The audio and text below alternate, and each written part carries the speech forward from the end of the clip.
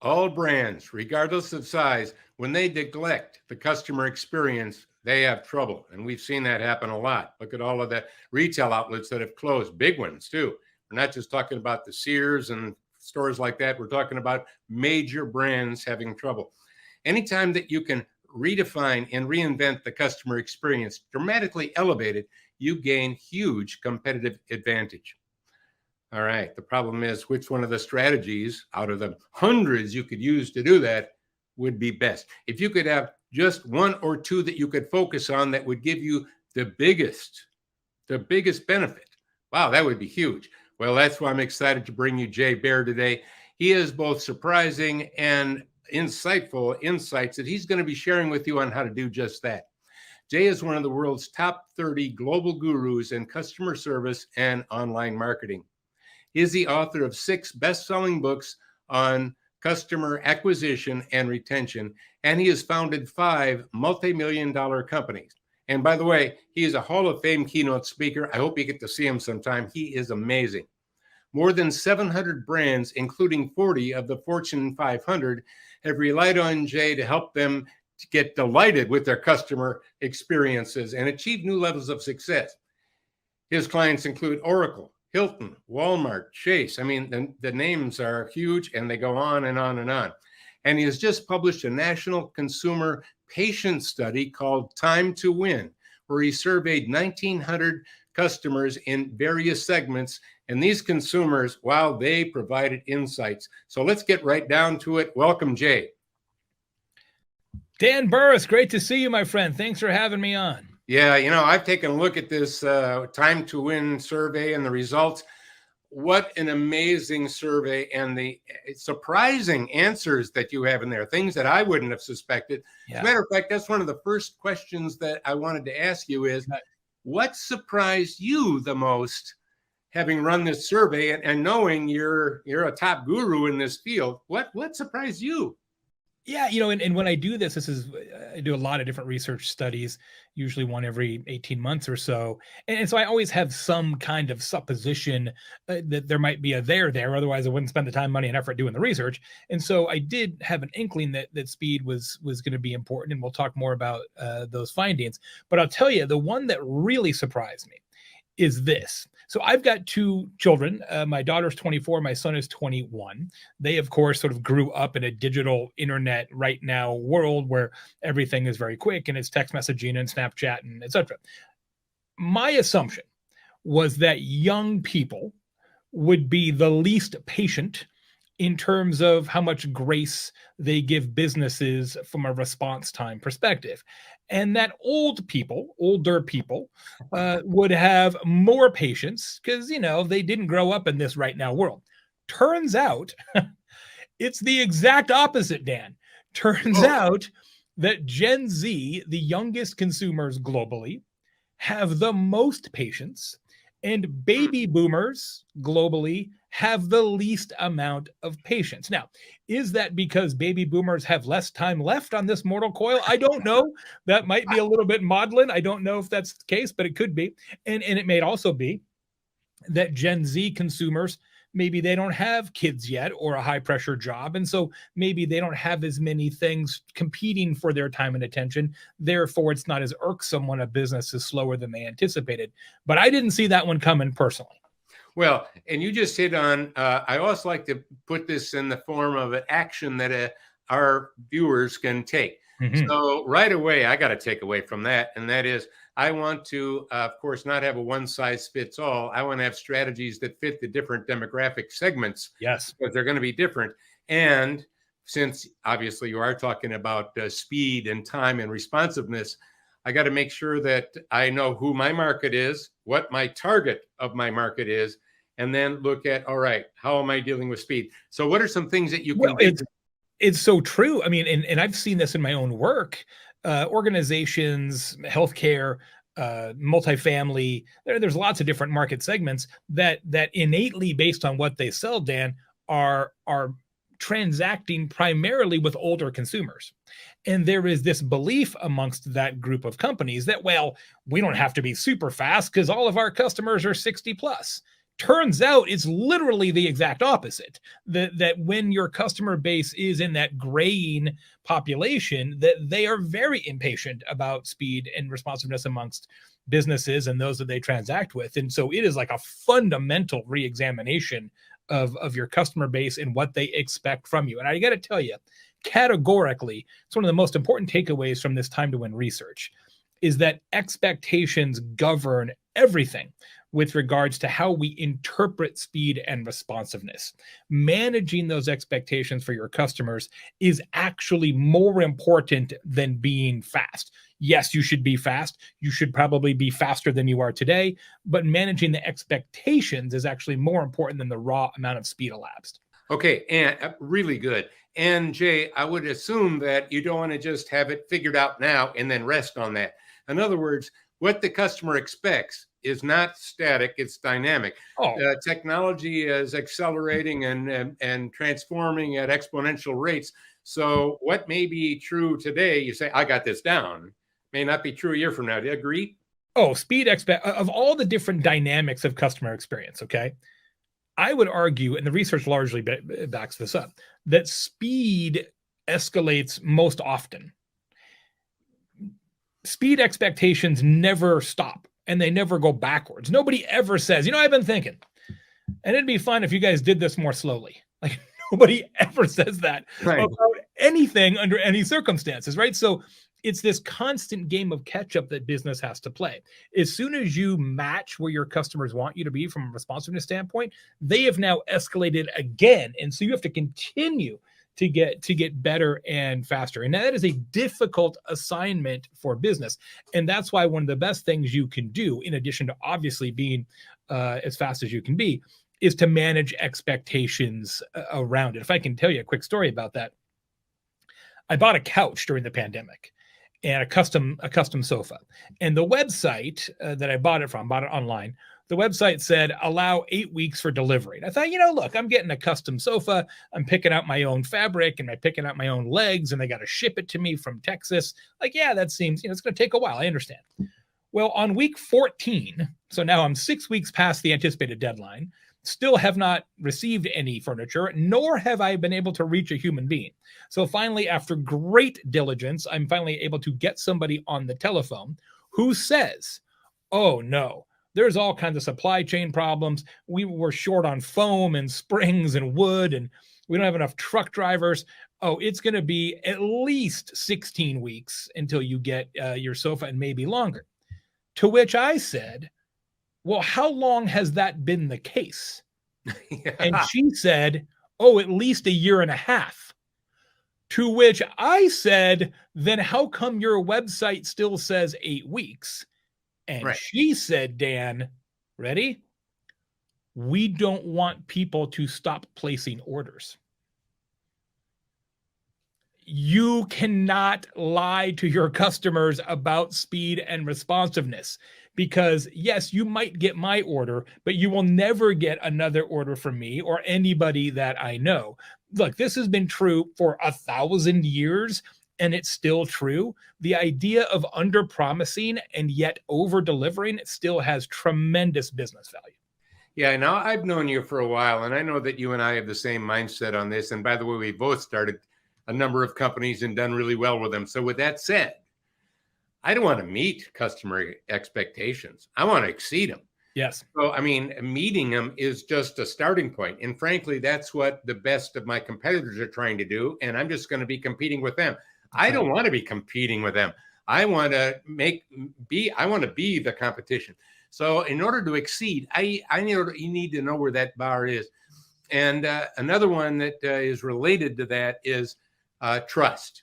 Can I trust what you say on your website? Can I trust? And trust is out the window. By the way, I could give you in this last week personal examples. My wife was trying to get in communication with the bank that we use. And we were in their high level because we have big accounts and we're supposed to be getting premium service. And after 2 hours of being on the phone, it's somebody else. Oh, wait, I got to transfer you to somebody else. Then getting disconnected, starting over again, on and on. And by the way, everyone listening can relate to this, can't you? Unfortunately. And then I experienced the same thing dealing with a whole different entity where they, like you said, they knew there was going to be problems and they took me in anyway, giving me a false promise. By the way, I won't be back because I don't trust anything they say. That's If right. I don't trust one thing, you know what? I don't trust anything. That's really important. It's true. So, what would you say, Jay, if you were consulting with that company that made that sofa? What should they have said so that they don't turn off people? That was their fear. Yeah. If we give them reality, they may just go somewhere else. Yep. Two pieces to it. Two pieces. One, you have to accurately describe the elapsed time that's going to occur. So you have to say, it may be as long as 16 weeks to get your sofa, but then you describe in some detail why that is so and why it is worth that kind of wait. This is a great place for a video from your leadership talking about the current state of the supply chain, why it's important. It's a great place for a testimonial from a customer who waited 16 weeks recently and got a sofa that they're tremendously satisfied with. You can message this appropriately if you choose to do so, but most people want the easy way out. They don't want to message it. They just want to lie about it and hope for the best. Yeah. You know this as well as anybody, Dan, that this is one of the most fascinating elements of customer psychology. And this wasn't in my research, but it's been tested over and over and over through the decades. When you have a customer who has a problem that you successfully address, quite literally that customer becomes more loyal and has a higher lifetime value than customers who never had a problem at all. So if you think that your challenge in your business is that your customers are going to encounter some kind of difficulty, you're wrong. That's not the problem. The issue is that you don't fix it, right? The problem is actually an opportunity, not a problem. So if your supply chain is such that it's now taking you 16 weeks instead of 8 weeks to deliver sofas, the way I look at that is, what a great opportunity to message it and make sure that there's never what I like to call the uncertainty gap. The uncertainty gap is what drives customers crazy when they don't know where is the sofa. And we have come so far as a society in terms of closing this uncertainty gap. Think about the Domino's pizza tracker, right? They're putting mushrooms on the pizza. The pizza's in the car. The pizza's around the corner. Like, you know exactly where the pizza is at all time. Why don't you do that in your business? When customers are uncertain, it creates anxiety. And one thing I've learned in my long career, anxiety keeps people's money in their pocket. Well, absolutely. And one of the things that I might do and advise that company to do as well is lead with, as a sofa manufacturer and a furniture manufacturer, we're experiencing the same problem all the others are experiencing, massive supply changes. So right away but we're doing something all the other, yeah. But we're doing something different than the others. Instead of lying to you about it and telling you what you want to hear and then scrambling and then you finding out that we were lying to you all along, we've decided to tell you the truth and let you know exactly what it will be. By the way, we're going to try to do better than what we're going to tell you. It's 16 weeks. We're going to try to beat that. All right. But we can only deal with the supply chain just like everyone else. So let's get in there. We'll put it in. And by the way, would you like an app to have to track this? Would you like that? We'll provide it, like you're saying. So I think addressing the elephant in the room right away with the idea that, like all the others, only difference is we're the ones that aren't lying to you. Well, one of the other techniques you can use in this scenario, really any scenario, and this, I got to tell you, this is probably my number one recommendation for leaders this year.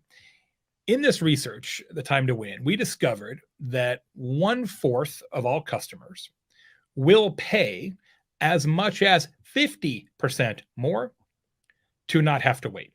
1 in 4 customers will pay as much as 50% more to not wait. Now, not all your customers will choose that option, but those who want that option want it desperately. If I was in the sofa business, I would say, exactly as you said, everybody's got supply chain issues, including all of our competitors. You can't get this faster from anybody else. It's going to be 16 weeks. We'll try and do it in 13. However, we do have the ability in rare cases to shuffle our customer sequencing. So for an additional $300 on top of whatever you paid us for this sofa, we will move you to the front of the line Would you be interested in that option? Now, I call that offering a fast pass, and it is my number one recommendation for leaders. TSA Pre is a fast pass. Clear is a fast pass. Even ATMs are a fast pass at some level. Pay a little bit more, wait a little bit less. But this idea of giving some subset of your customers an opportunity to not wait in exchange for additional revenue is universally applicable. I don't care if you're a real estate agent, a chiropractor, a manufacturer, a government contractor, it doesn't matter. You should be offering this because it is free money. It is literally free money. It costs you almost nothing to offer this. And all it does is create a better bottom line for your business. So another action strategy for all of you, and that is look at what your products and services are, what you're selling right now, and ask yourself, where could we put a fast pass in where we charge them more to reshuffle? And I think you're going to find that's another brilliant one. I love that. I've seen that applied, and it's powerful. If you've ever been in a physical line with people, a lot of times I'm always thinking, I just wish I had a whole stash of $100 bills or $50 bills or $20 bills. And what can I give you that to go to the next one? Can I give you that to go to the next one? And just keep walking to the front. You're going to love this. So I live in a town that is very much dominated by a very large public university. 50% of the people who live here go to college. There is an exceedingly popular bar here. It's one of the most popular college bars in the United States. There is a very long line to get in all the time. They have partnered with a company called Line Leap, which is out of New York City. Line Leap goes to popular college bars around the US, has a mobile app on your phone.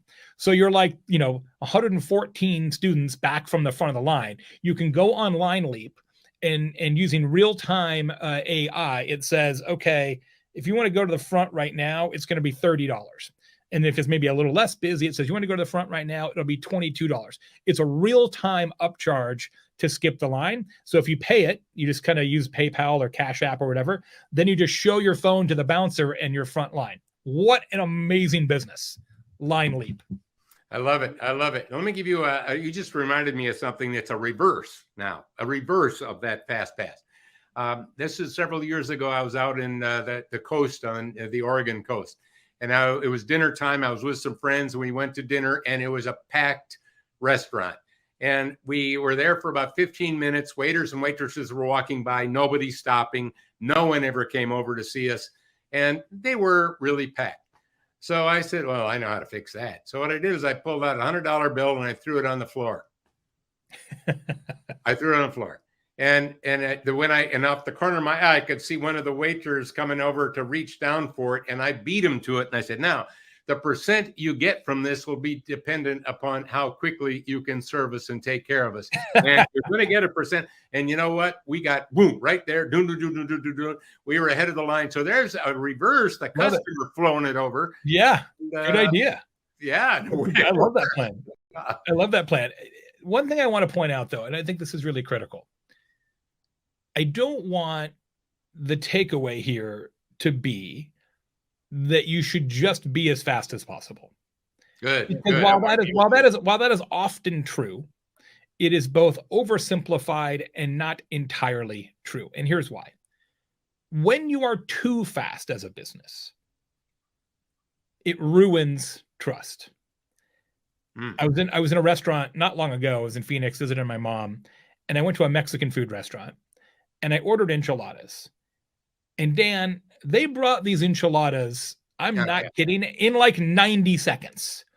And I thought, there is no way you can make enchiladas that fast. Is there an enchilada machine? Did somebody else order them and sent them back and they're waiting for the next guy to order it? Is there a psychic at the front desk who knew what I was going to order before I walked in? This is mysteriously rapid to make any kind of food. And it instantly made me distrust the quality of the food. So the way I like to describe this to leaders is this. Speed at all costs actually costs. Good. I like that. There is a point at which you are too fast. And when that happens, the customer is initially shocked, but then they get confused. And so in every single customer interaction, in every single business, in every single country of the world, there is an ideal a perfect amount of elapsed time. It's the Goldilocks of responsiveness. And I call it the right now. The right now is the perfect amount of elapsed time. Now, your right now is going to differ based on what type of business you are, who your customers are, what they expect, and a number of other scenarios. So there is no stock answer for this. But one of the very best things you can do as a leader is to figure out what is the right now for your business and your customers. And you know where that starts? Figuring out how long it takes you today. It is flabbergasting to me, Dan, how many business owners and leaders I work with, and I say, okay, well, how long does it take you to deliver a sofa? And here's what they say. Well, Jay, usually it takes this long, but sometimes it takes this long, but then there's some other circumstances it takes this long. And I'm like, wait. That's not data. That's a collection of anecdotes.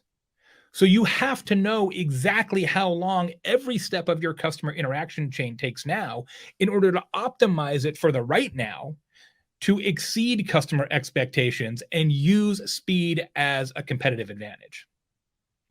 Really like that. Jay, I love examples, and your enchilada example was a great example. So true. No doubt. Is there another non-restaurant food example? Sure. Just so that, because a couple of more examples of that, because I think it's a powerful point, and I want to make sure people understand it. I went to try and get my eyes fixed. This is about a year ago. I went to an eye doctor to try to get LASIK, right? And, the LASIK procedure is, I don't know what they charge, like $2,000-$3,000 an eye or whatever, right? So it's not an insignificant expenditure. And I was talking to the kind of marketing / nurse person who kind of decides, whether you're a candidate. And they gave some tests to me and everything. She said, yeah, you're a candidate. She said, when would you want to come in for an actual surgery? And I said, well, when's the next available appointment? And she said, tomorrow at 9. And I thought, Yeah, that's quick. I said, well, I'm just curious, how many surgeries does the doctor do a day? Well, you're the first. No, she said 38. 38 a day. Whoa. And I thought, I'm good with the glasses. I'm okay. I'll be fine. I'm not interested anymore. Too fast, right? The whole thing was like too much of a production line. And this is a medical procedure with a lot of money behind it. And I was like, nope, too fast, right? I no longer have confidence. If you said, yeah, we could get you in 6 weeks because we only do 10 a day, we'd be really good at it. Different perception from me. Yeah. Yeah. Really good. Any other ones? I would say I've got a different story that I would say in a little different scenario, right? Like the reason why this is important, okay, in general, speed's always been important. I've written 6 books, as you mentioned, and every book I've ever written has talked about speed at some point, but I've never done a deep dive like this. And the reason I chose to do it now is the research bears it out. But why does the research say? Well, here's the deal. The pandemic is part of the issue here.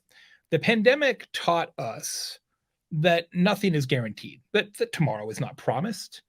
The pandemic reminded us of something that has always been true, but I think we kind of forgot.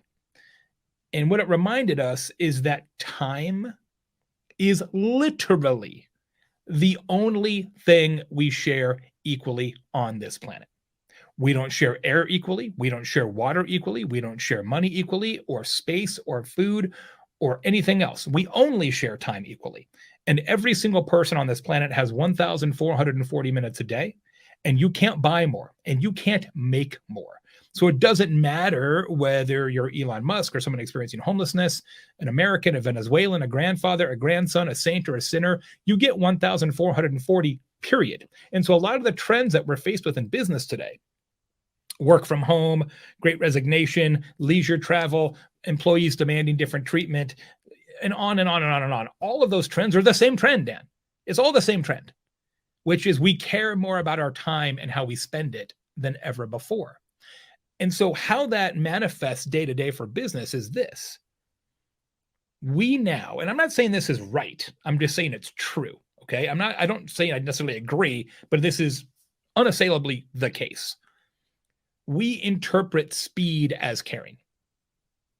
So when a business responds faster, it doesn't matter about the other criteria of that business or their actual quality. We interpret their responsiveness as whether or not they care about us as a customer. So my friend Kelly owns a marketing firm not too far from where I live.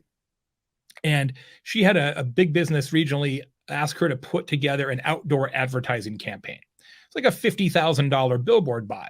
So she calls the 3 outdoor advertising companies in this region. First business got back to her in 4 hours with a quote. Second business got back to her in a day. The third business got back to her in 2 days. Which business did she go with, Dan? Already know it was the first one, probably. It was the first one, and they were not the least expensive. They were the most expensive, but it does not matter because we interpret speed as caring. And here's the insidious thing that I want to make sure everybody hears. When you lose on speed, it is almost always invisible to the organization and its leadership. There is no report. There is no spreadsheet. Billboard Company 2 and 3, why do they think they lost? Oh, yeah, there's going to be other things. They think they will assume that they lost on price. Right. It's almost never price, but they'll think that. It's the natural human reaction. So the next time there's a bid, what do? They drop their price lower, and they still lose because they're not any faster. They're just cheaper. Third time around, they're like, wow, it's getting competitive out here. Drop their price again. They still lose. Only on the 4th competitive bid, when they are so much less expensive than anybody else, and then the customer's like, well, they're so much cheaper, even though they're slower, I got to go with them. They've got no profit margin left. But the whole time, they just corkscrewed themselves into the ground, thinking that they weren't competitive enough on price. But the truth is they weren't competitive enough on speed. And that never shows up on a report, which is why it's so dangerous for a business to get this wrong. And the opportunity is so massive if you get it right. Yeah, I really like that. Let me throw out another perspective, and that is, as you said, there's only so much time in a day, and 5 minutes is 5 minutes for everybody. Yep. And I would say, but wait a minute, maybe not. 5 minutes and I'm on vacation is different than 5 minutes of being in labor, giving childbirth. Yes. So that 5 minutes was a different 5 minutes. Mm-hmm. So what I'm getting at is that it depends on the urgency and what you're selling and what you're doing. So there's variables on even what a minute is and the emotional impact of me in that minute. Yeah, no question. We actually asked about that in the research. We didn't look at it from a pregnancy or a vacation standpoint, but we looked at it from a customer journey mapping perspective and said, okay, at which points of these journeys are speed most egregiously important to you? And no surprise, speed is most important when you have a problem, right? You have something that is amiss that you need to have solved. That's when it's most important. And more than 85% of customers say that it's important at that point. However, even at something that's not as theoretically urgent, like finding a price, almost 7 in 10 customers say that speed is really important to their satisfaction, even at that point. So the reality is that speed is always important. It's just whether it's the most important. And clearly, there are different circumstances and scenarios in your life where it takes on greater importance.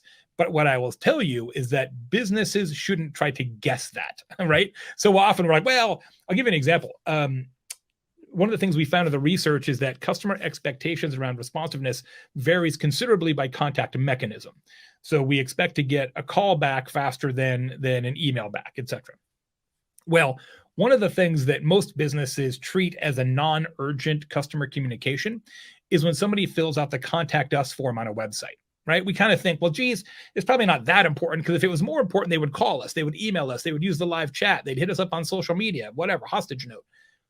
Turns out, Dan, that 3 in 10 customers expect a reply to a contact us form submission within 4 hours.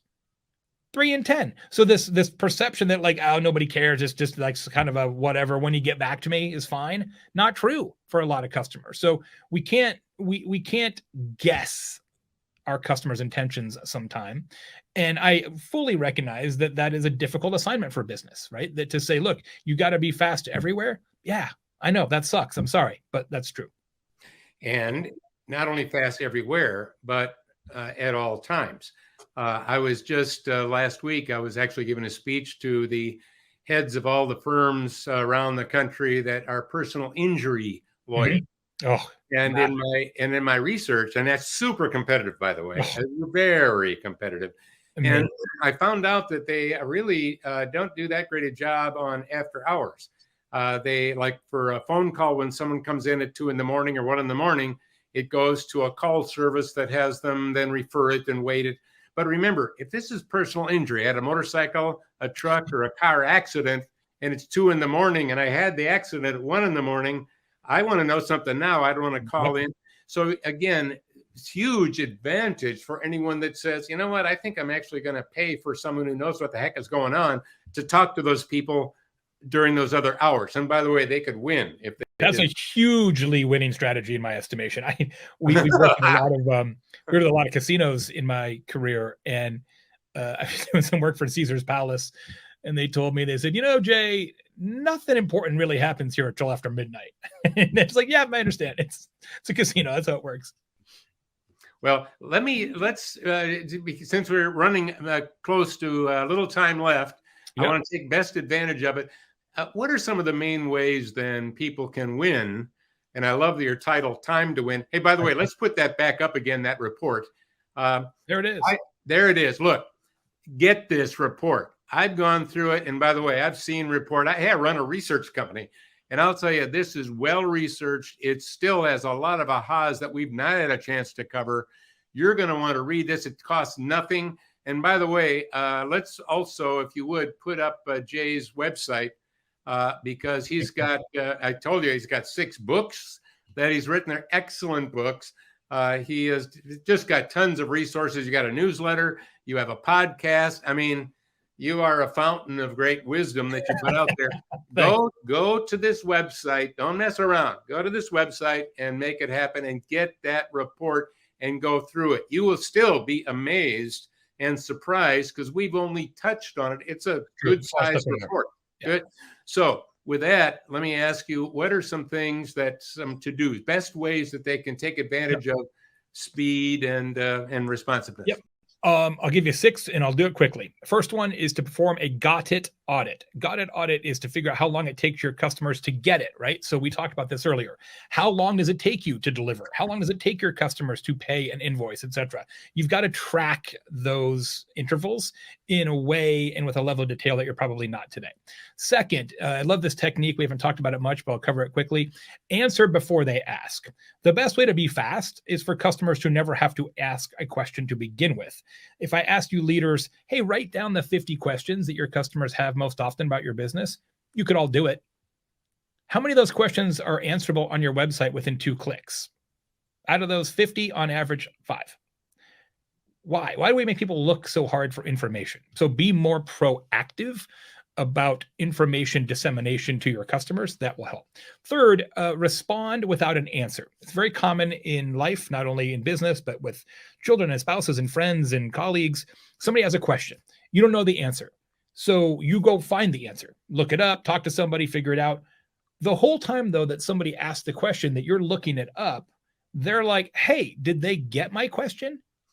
Are they blowing me off? Like, what's going on here? So the best way to do it is to say, oh, great question, Dan. So good. In fact, I got to look it up. I'm going to go do that, and then I'll get back to you. Now, that requires you to respond twice, but the first one's very quick and easy.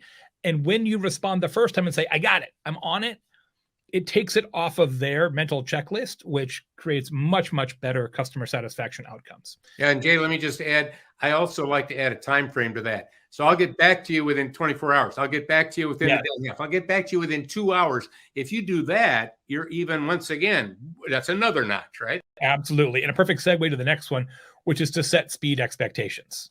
We talked about this earlier, that the expectation management is more important than the raw speed. And so if it's going to be 8 weeks, tell them it's 8 weeks. If it's going to be 20 minutes, tell them it's 20 minutes, right?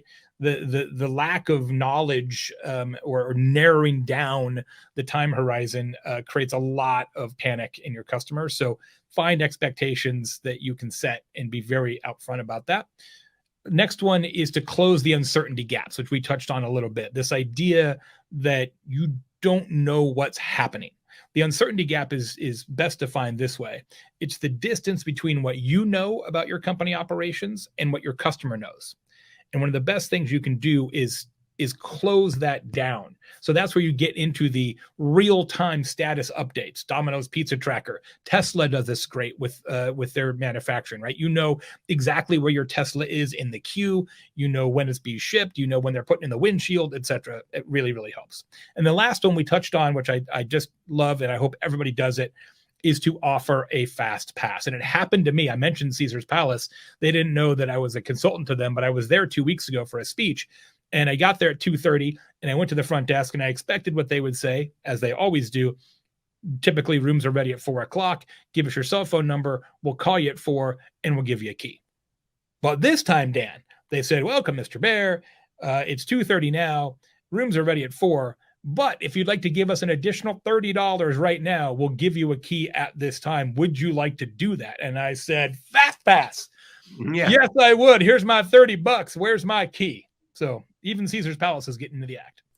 I love it. Well, Jay, first of all, you were brilliant on this. I love your report. You did so well covering it. But again, I'm just going to tell everyone you only covered a small portion of this amazing report. Make sure you get it. By the way, put it up one more time, please.